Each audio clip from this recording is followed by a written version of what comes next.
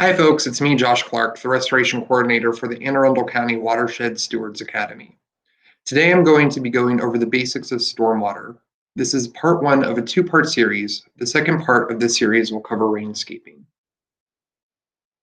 This presentation will briefly cover the water cycle and watersheds, and then we'll dive more deeply into stormwater and its many types. First, a refresher on the water cycle and watersheds. The water cycle is the continuous movement of water around the world through the processes of evaporation, evapotranspiration, condensation, precipitation, runoff, and infiltration. Most precipitation falls back into the oceans or onto land, where due to gravity, the precipitation flows over the ground as surface runoff. In undeveloped areas, forests, meadows, and other natural landscapes allow the water to infiltrate into the ground, replenishing groundwater and our waterways. A watershed is an area of land that drains all the streams and rainfall to a common outlet, such as the outfall of a reservoir, mouth of a bay, or any point along a stream channel. Watersheds can be as small as a footprint or large enough to encompass all the land that drains water into rivers, that drains into the Chesapeake Bay where it enters the Atlantic Ocean. The word watershed is sometimes used interchangeably with drainage basin or catchment.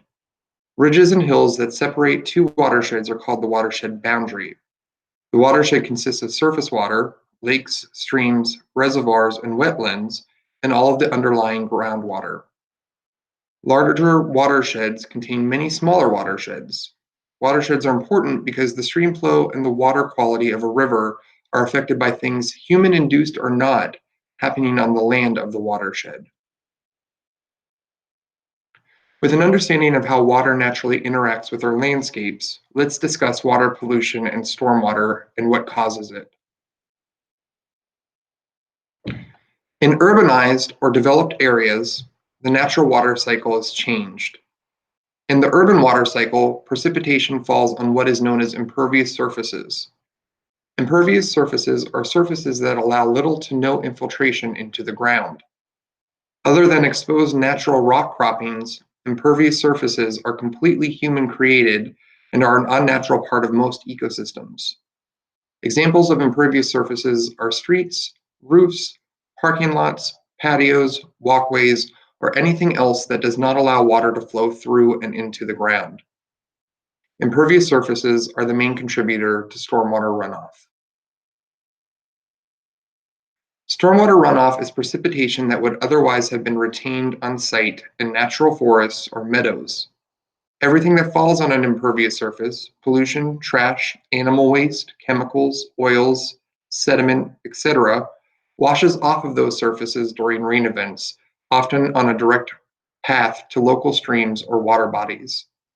Stormwater degrades the health of our waterways and communities. There are many factors that affect stormwater runoff. Steeper slopes cause rainwater to sheet off and run downhill faster than shallower slopes, which allow it to slow down and infiltrate. Vegetation's root systems allow precipitation to infiltrate. Plant material above ground holds precipitation, allowing it to evaporate away. A lack of vegetation creates erosion that can carry sediment into our local waterways. Moist soil can clog precipitation from infiltrating, allowing for more water to run off. Land use and types of soil affect the amount of infiltration and runoff.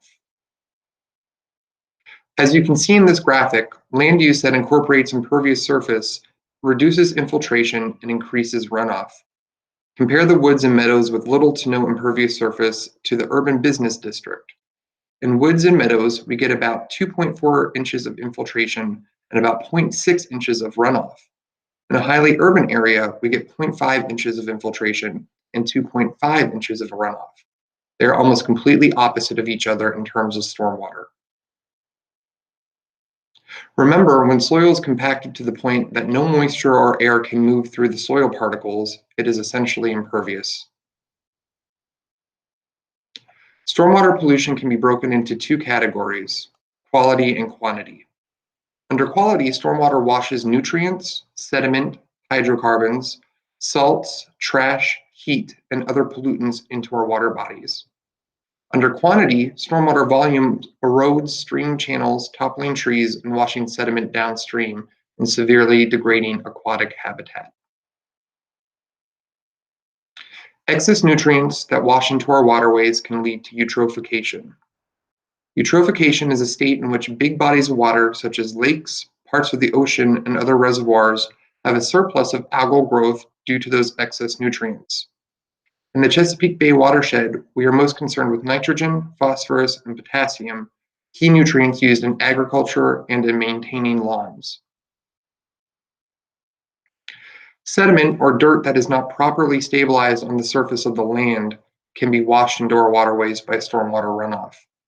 The excess sediment clouds our streams and rivers, blocking the sun from underwater vegetation and animals. The sediment can also settle in our stream channels, filling them up and disrupting water flow, killing plants and animals.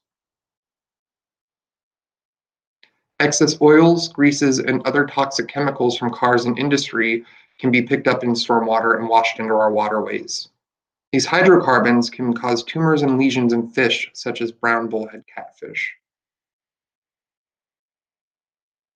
Excess salt from treating roads in wintertime can not only kill vegetation on the land, but it also washes into our waterways, changing the salinity of our fresh water.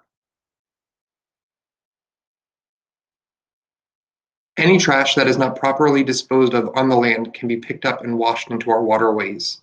There it can affect the health of the plants and animals who depend on the water and change the quality of the water itself.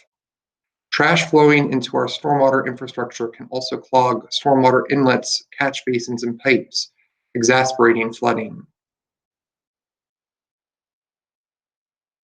Stormwater that flows into concrete culverts and ditches can become superheated as it flows beneath the sun.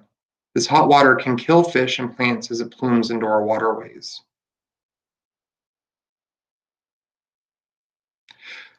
With increased impervious surfaces on the land, smaller rain events can cause flash flooding more easily. Stormwater flowing into our culverts and storm drain systems outputs into our local waterways with heavier volumes. The higher volume of floodwater moves through our waterways, cutting out stream banks which downs trees and other vegetation and carries sediment and other debris downstream.